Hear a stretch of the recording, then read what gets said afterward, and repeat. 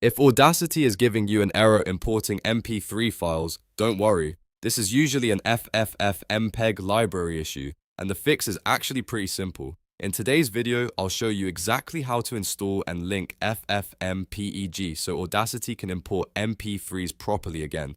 This is a quick fix, and once it's done, you should be able to open MP3 files in Audacity without any trouble. If this tutorial helps, make sure to hit that like button and subscribe for more easy software fixes just like this.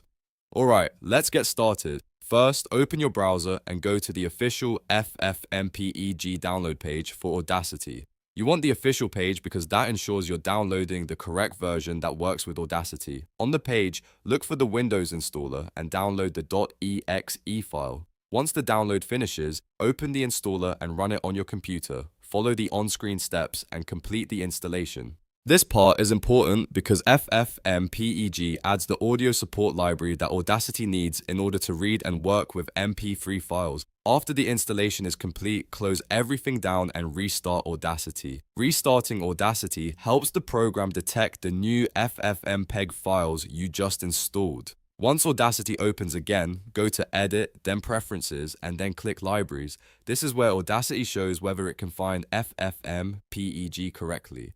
If everything worked, you should see a message that says FFmpeg library version, followed by a version number like F58.xx.xx. If you see that, then the installation was successful and Audacity is now linked to FFmpeg. At that point, try importing your MP3 file again and it should work normally. But if Audacity still does not detect FFmpeg, there's one more step you can do manually. In the Libraries section, click Locate. Audacity will ask you to point it to the FFmpeg library file. Go to the folder where FFmpeg was installed on your computer and find the file called avformat-58.dll. Select that file and confirm it.